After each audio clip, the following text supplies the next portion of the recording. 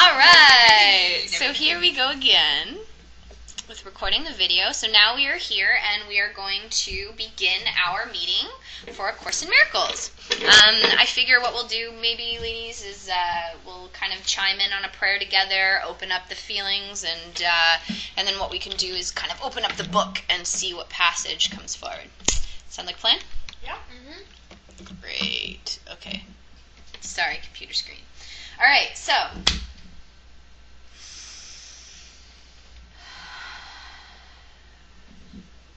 thank you, Spirit, for speaking loudly and clearly and easily in our minds, that we may be directed by you and through you.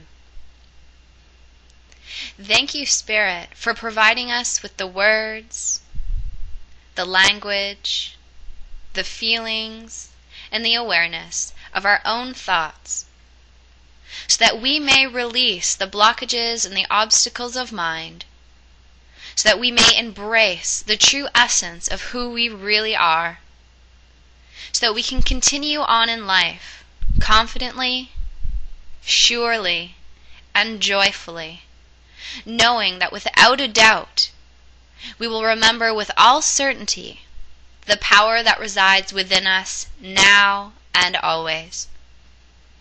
Thank you, Spirit, for teaching us how to let go of any darkness, any suffering, any judgment that comes from a mind that is separate from our Creator.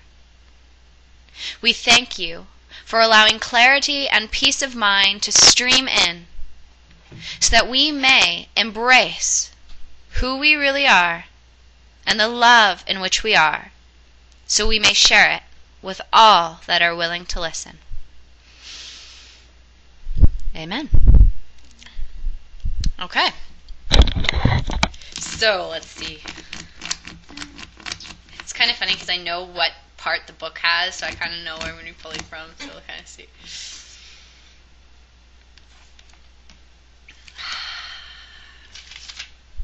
Okay. This is quite a long one, but that's okay. We'll go through it, kind of see how far we get. This is from chapter 12, The Problem of Guilt. Okay, so the actual passage that it is called Healing and Time. So we will go forward. Let's see, feel free to stop me at any time or to chime in whenever you want to or add whatever you want to say, okay? So this is going to be good. Okay. Healing and time. Oh, interesting. This is what we were talking about. Okay, I just read the first sentence. And now for the reason why you are afraid of this course should be apparent. Oh, okay. For this is a course on love, because it is about you. You have been told that your function in this world is healing, and your function in heaven is creating. The ego teaches that your function on earth is destruction, and that you have no function at all in heaven. It would thus destroy you here and bury you here, leaving you no inheritance except the dust out of which it thinks you were made. As long as it is reasonably satisfied with you, as its reasoning goes, it offers you oblivion. When it becomes overtly savage, it offers you hell. Okay, so I'm going to pause here for a second. The reason I kind of got excited with the first sentence is because I was kind of sharing, like with Carolyn beforehand, how it's so easy for us to become almost afraid of learning the Course, right? Because the Course is going to teach us everything that we are not, and therefore who we are comes forward as always there and always within us. Right? So it takes us step by step through the constructs that we have of who we think we are. And it allows us to shed it one by one layer at a time, one layer at a time. And this at times can be scary for people, right? Because then they feel almost in a sense that it's like a loss of an identity. Right? Oh, well, I had categorized myself as this, teacher, this, student, this, whatever. right? And then through the Course, we start to recognize that these labels that we have put upon us are not the true essence of who we are. And this is not where my power comes from, right? But my power comes from the part of me that is my soul, that is joined with me forever and always, that never leaves, that never separates. And although this is a course on remembering that we are love, that we are this soul, to the ego it's frightening, right? And then so if the ego is trying to read the Course, it's going to get scared because it feels that it's going to die. Where in essence, it is, right? The ego is just falling away so that the truth of us as love can rise. Right? And so that we can actually live this life of stability and peace and joy that we deserve, right? So it's kind of like a catch in the middle. And then Jesus is just saying here, right, as well, that, the importance of paying attention to the soul within us and not that mind that's trying to keep us afraid and locked up and whatever, right? So let's just kind of continue and see what messages this is bringing for us today. It says, "Yet neither oblivion nor hell is as unacceptable to you as heaven," when we're in our ego mind, right? "For your definition of heaven is hell and oblivion. And the real heaven is the greatest threat you think you can experience." So this is coming from the mind that is split, right? The ego mind, the separate mind. "For hell and oblivion are ideas which you made up, and you are bent on demonstrating their reality to establish yours.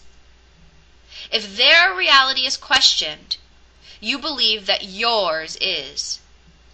For you believe that attack is your reality, and that your destruction is the final proof that you were right."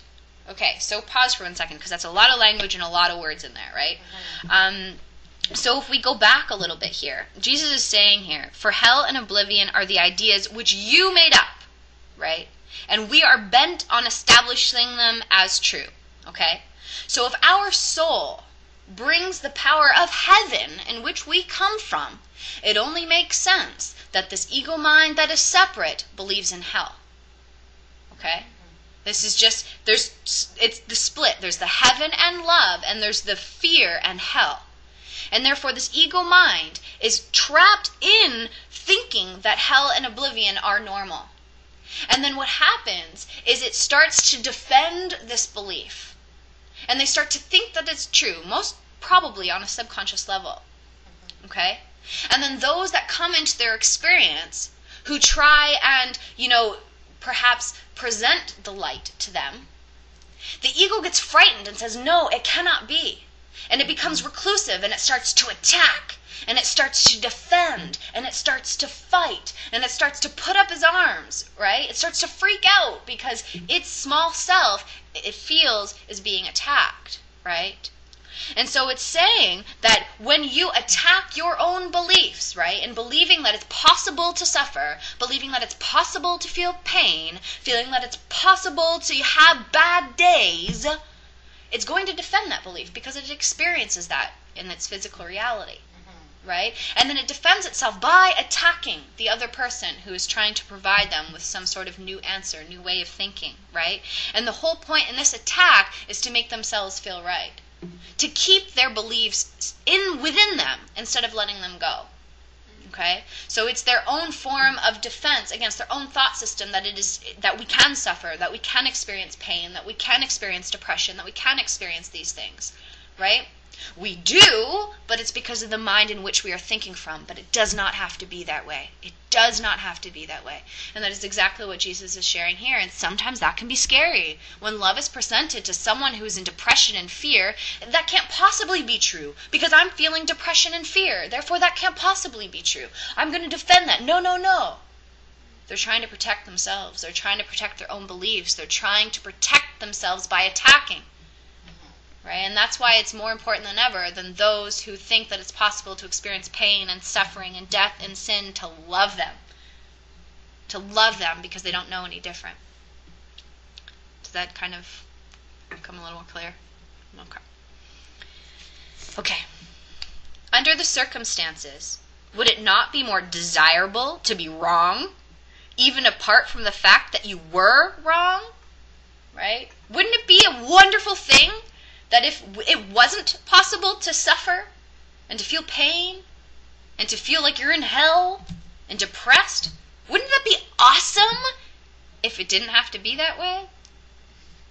It is awesome, and it's true, right? That's what I'm saying. It says, while it could perhaps be argued that death suggests there was life, no one would claim that it proves there is life. Okay. He's, even in this sentence, like, he's kind of trying to show you, there's this ego mind that thinks that we're living, that can experience, all the negativity. Or there's true living when we join with the soul that we are in the heaven which we belong from and bring it here to this earth through willingness, right? So it's not true living what we lived before. It says, even the past life, which death might indicate, could only have been futile if it must have come to this, and needs this to prove that it was. It says, you question heaven, but you do not question this. You could heal and be healed if you did question it. And even though you even though you know not heaven, might it not be more desirable than death? You have been as selective in your questioning as in your perception. An open mind is more honest than this. Wow. Wow, wow, wow. So Jesus is saying, okay, so we have just accepted life as it is. I can have some up days and I can have some down days. I can have some good days and I can have some bad days. Okay, I've accepted it. That's just life. That's just what is. But then Jesus is saying, okay, well, you'll question heaven. You'll question the perfection that this universe was created from. You can question that. But you can't question your own thinking. You can't question your own thoughts of how you think life currently is, up and down yo-yos of nonsense. You can't question that. And he's saying, you have been selective in your questioning as in your own perception. We've been caught in that ego mind, and therefore we stay in that ego mind, and we think that that's all that is. Start to question it. Because as you start to question it, it opens up your mind. And therefore you embrace the possibility of living life as it is heaven on earth. Right? Just open it. Just question it. Just open it. Right? And then it's saying here, the ego has a very strange notion of time. And it is with this notion that your questioning might well begin. The ego invests heavily in the past. The ego invests heavily in the past. And in the end believes that the past is the only aspect of time that is meaningful. You will remember that we said its emphasis on guilt enables it to ensure its continuity by making the future like the past and thus avoiding the present. Is this not the block that we all get in, right? But the past is repeating itself. I can't stop overeating. I can't stop negative boyfriends. I can't stop this, right? It's because as we grow through life, we learn what life is based on our experiences, okay? And if we have, let's say, for instance, an abusive father growing up, and you learn the importance of relationships through this abusive father, you will carry those thoughts and those feelings of that abusive father with you as you continue, right? And then because that's within you and you're holding these grievances in the mind, what happens is you start to attract to you those men who very much resemble your father and his abusive nature. And then you start saying, why me? The past is always repeating itself. Can't I not be abused? Blah, blah, blah, blah, blah. And you start playing this victim role, right? And the reason you're doing that is you're attacking yourself with your own thoughts of like, oh, well, this is just life is. Oh, I guess my partners are going to be abusive. Oh, all of this stuff. But what's really happening is in those moments is we're carrying the past with us. And we're thinking that it will happen in the future. We're like, that's just how it's going to be. I'm going to repeat the past, or I'm afraid of repeating the past. And then what happens is you repeat the past because it's still within here. But if you open up your mind in the present moment now, and you start to look at all those past thoughts, and you start to look at all of those past beliefs that we currently, previously had about our life, what happens is as you start to look at them, and as you start to question them, you start to see the absurdity of them, the insanity of them.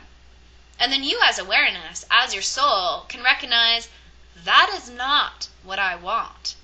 And then all of those past things that you brought with you, you can leave behind.